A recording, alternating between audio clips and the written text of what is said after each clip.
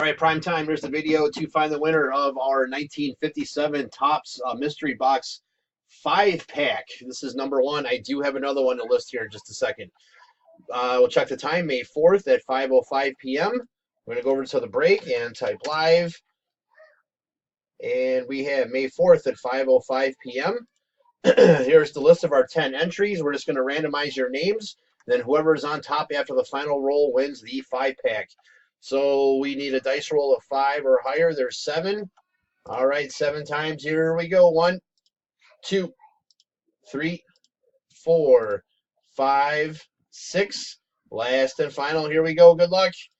It is Jerry Spot 7 is your winner. So Jerry, please let me know if you want me to open them live tonight or just mail them to you or get them to you. Either way, whatever you want to do.